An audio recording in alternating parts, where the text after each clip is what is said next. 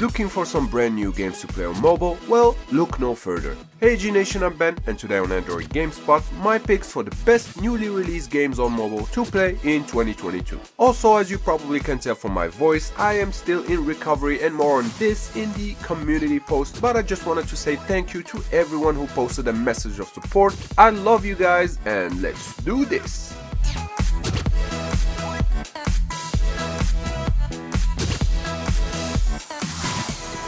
Number 10. El Hijo. Handy Games seems to be on the right track, building a pretty solid mobile ports catalog with games like SpongeBob Battle for Bikini Bottom, Titan Quest, or their brand new game El Hijo Wild West Tale. El Hijo is a stealth-based adventure game that takes place in a beautifully animated spaghetti western world. The stealth gameplay is pretty good, the music is solid, and the graphics match the theme. Add to that cloud saves and controller support, and El Hijo presents itself as an excellent port worth the price tag and with plenty of fun up ahead. Number 9. Fading City. Fading City, which is in early access, looks to be the direct nemesis to the game Undawn. The game is built with Unreal Engine 4 and is an open-world survival taking place in the wasteland. You will set up on a journey where a major disaster is threatening the survival of mankind and where plenty of zombies will have you for dinner if you're not careful enough. The game supports 2 to 4 players in co-op, and the open-world map seems to spread over 1 million square meters. You will have to do everything in your power to survive, things like scavenging for resources and building shelters, and there are different playstyles such as trap masters, stealth assassins, and so on. If you're curious about Fading City and wanna actually try the game, I'll leave a link down below. Number 8. Demonborn.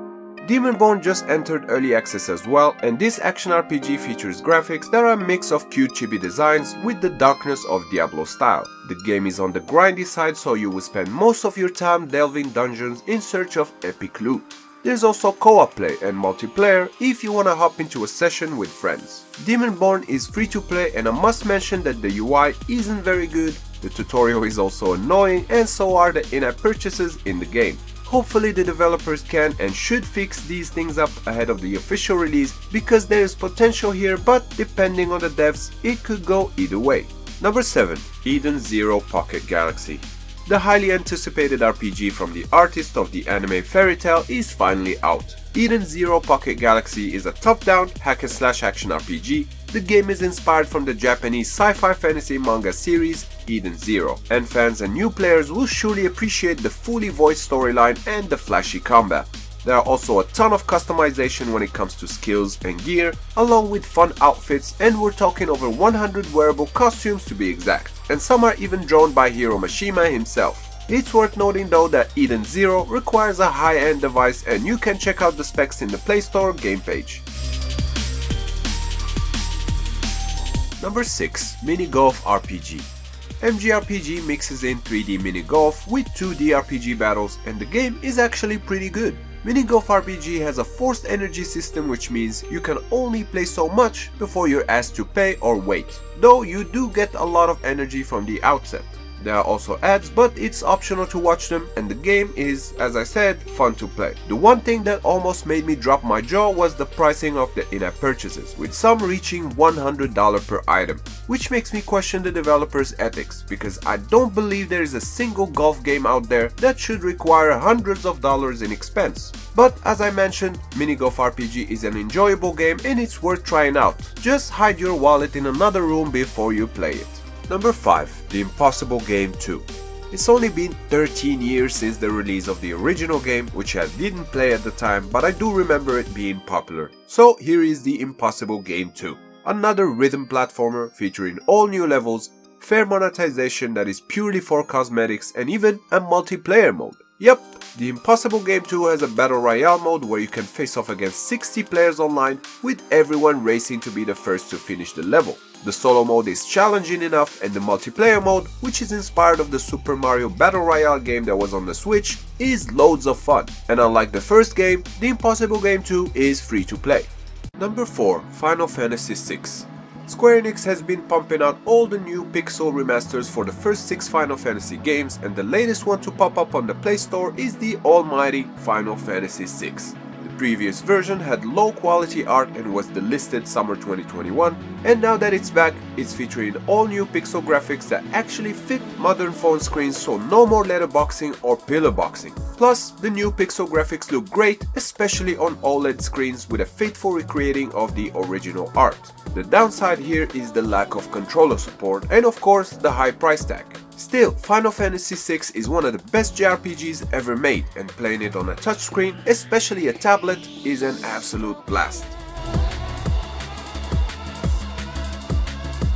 Number 3. Inua: A Story in Ice and Time. Inua: A Story in Ice and Time is the latest game from the studio Art Experience, which is known for their artful games that look and play great. Inua is an adventure game that features a sleek, minimalistic and yet stylish visual art style, and your quest is to explore the Canadian North by diving into the mysterious connection between 4 strangers scattered through time. I don't want to go into spoilers, so I'll just say this. The story is based on historical facts that revolve around the disappearance of a ship in the Franklin expedition. The game will last you only a couple of hours, but it offers an engaging and enjoyable story with beautiful art, and I absolutely recommend it. Number 2. Bladed Fury.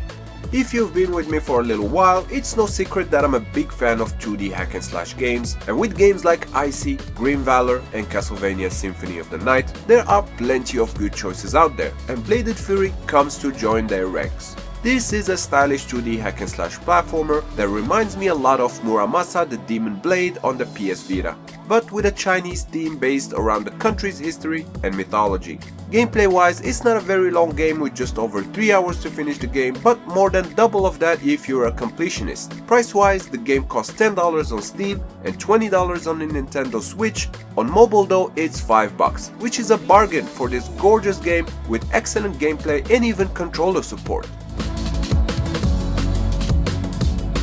Number 1. Quest Hunter.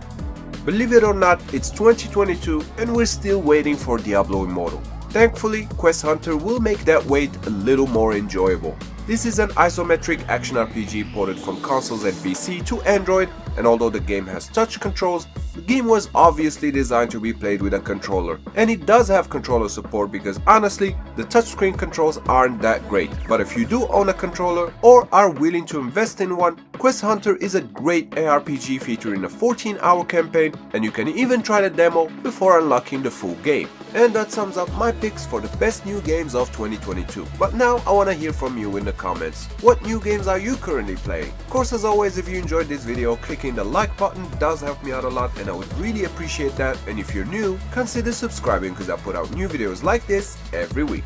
Also, special thanks to my YouTube members, and if you also want to support my videos, links are down in the description. Once again, I'm Ben, thank you AG Nation for watching, and I'll see you next time, right here on Android Gamespot.